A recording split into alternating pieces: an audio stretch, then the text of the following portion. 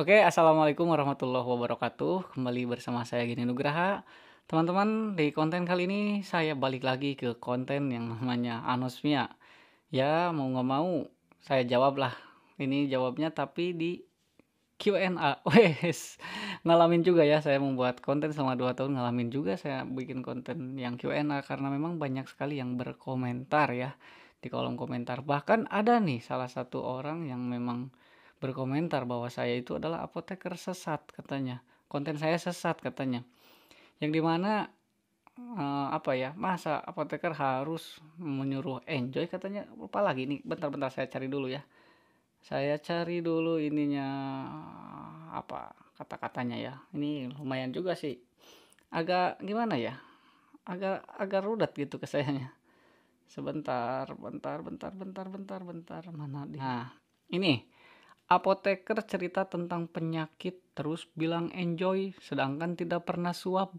Pak, Bapak lihat deh konten saya semuanya ada tuh, ada di mana saya tuh mengantarkan sampel pada waktu saya sudah disuap. Pernah Pak, saya pernah suap Pak, hasilnya negatif semua. Konten sesat lu, bukannya mengedukasi masyarakat. Begini ya Pak, kalau yang namanya lagi sakit, masa saya harus menakut-nakuti orang yang lagi sakit? Bapak tahu sendiri kan kalau yang namanya imun itu dibentuk karena memang salah satunya adalah tidak cemas. Virus akan kalah kalau imun kita itu kuat. Kalau imun tidak kuat, bagaimana kita bisa melawan virus? Faktor imun tidak kuat itu salah satunya adalah cemas. Ya, makanya jangan cemas, jangan stres. Begitu Pak, bukan saya tidak mengedukasi masyarakat. Ya udah lanjut ya. Kita ke konten yang tadi Q&A pertanyaan. Selanjutnya, Assalamualaikum Kang. Saya saat ini sedang mengalami hal tersebut. Hilang indera penciuman, tapi terkadang bisa mencium wangi-wangian sedikit. Apakah ada obat khusus anosmia? Nah, untuk obat khusus ya, dihususkan dalam satu paket itu pasti tidak ada kalau di apotek. Karena kalau anosmia sendiri kita harus datang dulu ke dokter, apalagi karena itu kan hubungannya dengan apa ya, pernapasan, dengan hidung, dengan indera perasa. Berarti ini saudara apa?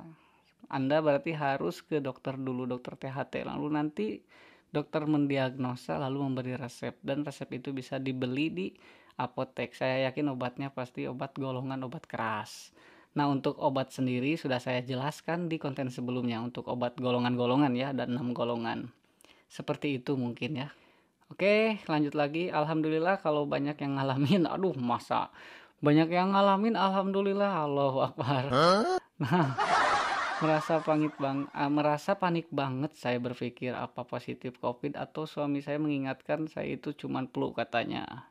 Jadi banyak sih ketakutan-ketakutan, bukan teman-teman aja yang berkomentar di sini dan di sekitar saya pun sama, di keluarga saya apalagi ya, sama. Cuman ya kita tetap waspada aja, cuman kalau rasa takut yang berlebih jangan, itu aja lah. Nah, lanjut, ini ternyata banyak juga kalian sedang mengalami anosmia. Ternyata kita sama, jujur panik banget. Semoga kita semua dikasih sembuh segera oleh Allah Subhanahu wa taala, mengembalikan indera penciuman dan perasa kita. Nah, ini benar. Jadi kalau misalkan kalian kalau ada panik wajar, manusiawi, tapi kalau terlalu panik jangan. Jangan terlalu panik. Saya juga ya. Aku gitu awalnya dua-duanya nggak berfungsi, tapi selang 1 hari indera perasaku pulih, tapi penciuman belum. Tapi alhamdulillah sekarang sudah agak membaik. Nah, alhamdulillah ya. Di sini ada kata-kata aku cuma minum titik kan. Jangan saya sebutkan ya. Nah, tambahan buat teman-teman. Jadi kalau untuk seputar yang bertanya, "Bang, obatnya apa? Bang, obatnya apa?" Obat yang berkaitan dengan kimia ataupun obat yang berkaitan dengan farmasi itu tidak boleh sembarangan ya disebutkan karena saya tidak ada wewenang untuk menyebutkan obatnya apa atau apa karena saya pun harus ada protapnya ya, harus ada ininya ya. Apa tahapan-tahapannya. Apoteker itu hanya menerima resep. Resep adalah permintaan yang tertulis dari dokter. Jadi kalau saya menyebutkan obatnya ini, wah saya sotoy dong. Saya itu apa ya, menyalahi etika medis gitu. Ada Pak, ada ininya kalau untuk di profesi ya. Makanya sebenarnya sih kalau untuk membuat konten profesi saya agak sedikit deg-degan gitu ya. Beda kalau misalkan saya mengupas seputar dengan review ataupun tutorial seputar hobi. Kalau misalkan seputar hobi ada yang salah sedikit mungkin ada yang bully sedikitnya, tapi kalau misalkan seputar profesi salah penyampaian dan itu bisa menyesatkan umat, wah bahaya, Pak. Nanti bisa dibully. Jangan gegabah buat saya sendiri, tapi buat teman-teman mohon maklum ya kalau saya tidak jawab untuk masalah obat. Oke, di sini adalah juga ngakak banget yang nonton ini sedang mengalami. Astagfirullah, ini malah ngakak lagi. Semangat ya, aku juga cepat sembuh. Nah, untungnya dia memberi semangat ya di akhir kata-kata yang dia ketik. Ya memang harus semangat, benar itu.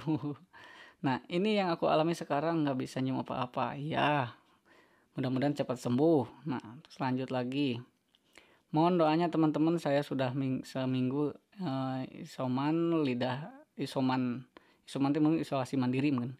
Lidah saya udah membaik, bisa makan lah, tapi penciuman saya belum kembali, sudah 7 hari isolasi mandiri. Sudah ada obat juga dari dokter via online. Saya sudah swab antigen 2 kali, hasilnya negatif, tapi tetap isoman. Nah, benar. Jadi gini ya, yang ngalamin COVID itu rata-rata indera penciumannya hilang. Yang ngalamin COVID. Tapi kalau belum dites swab lalu kalian tidak tahu hasilnya negatif positif, itu masih samar-samar, belum tentu dikatakan kalian positif COVID kalau belum dites lab. Kecuali kalau misalkan kalian sudah dites lab lalu dinyatakan positif, ya benar berarti positif. Jadi intinya bukan berarti saya tidak setuju ya kalau misalkan indera penciuman itu adalah salah satunya COVID ataupun disebabkan oleh COVID. Bukan berarti saya tidak setuju, tapi ada dasarnya kenapa saya tidak setuju. Ya, kalau yang menentukan COVID itu tidak cukup dengan kita bercerita doang. Cuman bercerita lalu langsung dinyatakan. Ya, gak apa ya. Kalau menurut saya dasarnya nggak kuat. Karena dasar kuat untuk menentukan positif dan tidaknya ya kita harus dites swab ataupun rapid, namun lebih pas di swab ya. Oke, lanjut lagi. Bang, review drone. Nah, ini nih. Karena saya sering buat review warna-warni ya. Ada yang mau review drone lagi. Nah, ini. Terus ada lagi, gimana mau enjoy bang gara-gara anosmia nafsu makan berkurang, mau makan juga takut tuh makanan udah bisa apa udah basi apa belum. Ya elah, rasa takut itu ada dalam diri kita, jadi yang mengendalikan bukan tetangga, ya kita lah yang mengendalikan. Imun juga sama, imun kuat itu yang mengendalikan adalah diri kita, imun untuk kuat. Kalau imun kita lemah, masa kita mau pinjem imunnya sama tetangga? Enjoy aja men, enjoy. Mau gimana mau enjoy bang gara-gara ya itu mah terserah yang ini yang ngalamin, saya cuma memberikan motivasi. Mudah-mudahan kalian enjoy itu aja, tapi enjoy bukan berarti kalian gegabah juga ya, sembarangan gak pakai masker keluar, keluyuran, berkerumun. Bagaimana kalau berkerumun teman kalian itu ada yang lebih apa ya, ada yang mempunyai penyakit bawaan tuh, kasihan dia. Ya, kita tetaplah isolasi mandiri. Setuju tadi sama orang yang memang komentar di atas ya. Yang katanya meskipun sudah negatif tetap isolasi mandiri. Seperti itu bisa juga ya. Lanjut lagi, hari Senin penciuman hilang. Sekarang hari apa?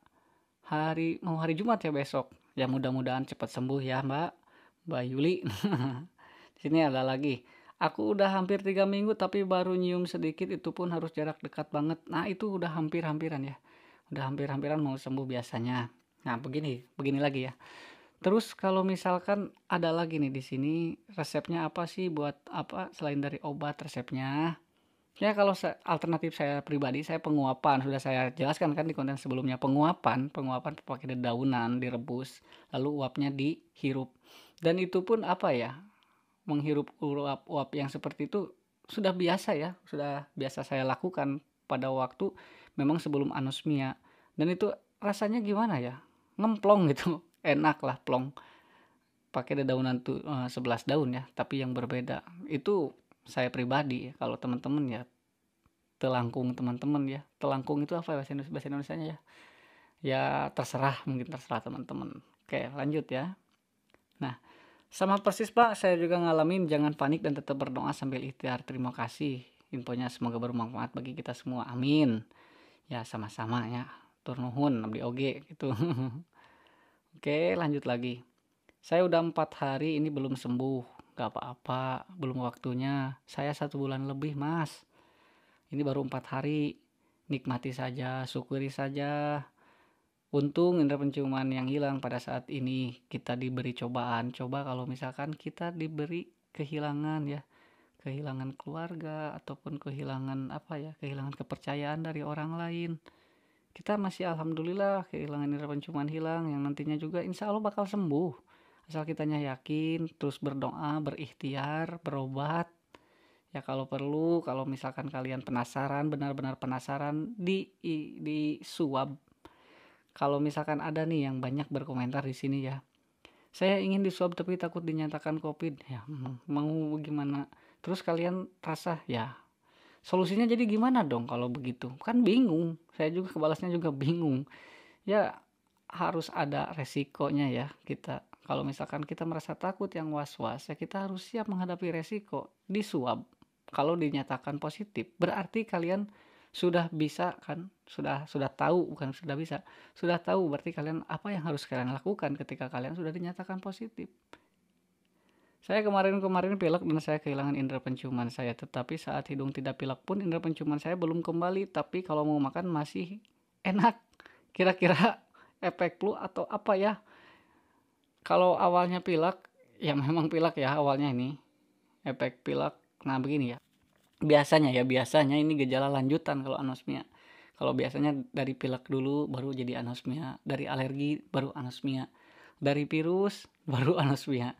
Virus itu bukan hanya COVID, men. Jadi virus itu ada virus influenza, ya. Sama seperti bakteri. Bakteri bukan hanya E. coli, ada Staphylococcus, ada bakteri-bakteri gram positif, gram negatif, ya seperti itulah. Kebetulan dulu waktu saya membuat skripsi, saya mengambil jurusan mikrobiologi.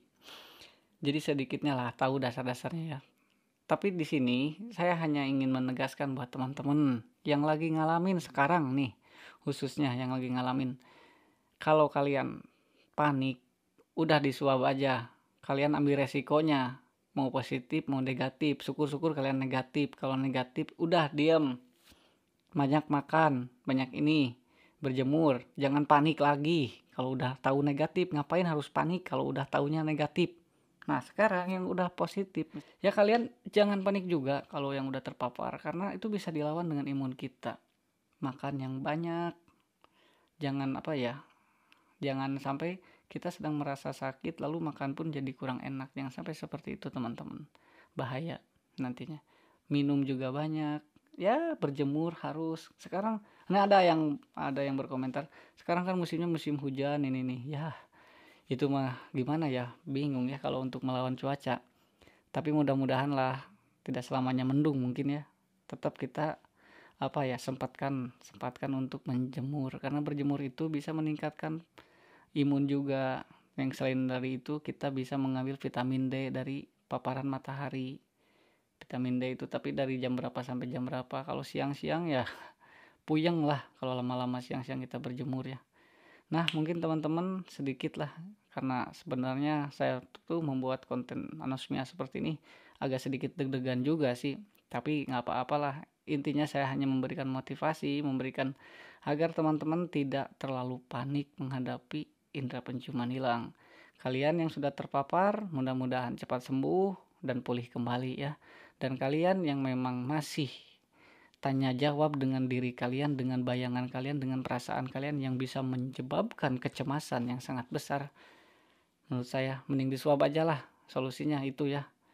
Jangan terlalu cemas atau cemas juga kalian terus tonton konten ini, terus konten yang lain seputar anosmia juga, nanti kalau kan nambah cemas atuh. Ya itu ambil resikonya aja ya.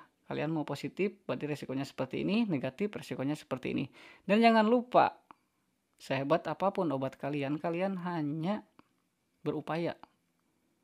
Yang paling utama adalah kita berdoa, kita meminta kepada Sang Maha Pencipta. Dialah Maha Segalanya yang menyembuhkan, yang memberi izin bahwa anosmia ini bisa sembuh lagi. Maha Pencipta, bukan obat. Oke, obat hanyalah pelantara. Geni Nugraha. Assalamualaikum warahmatullahi wabarakatuh.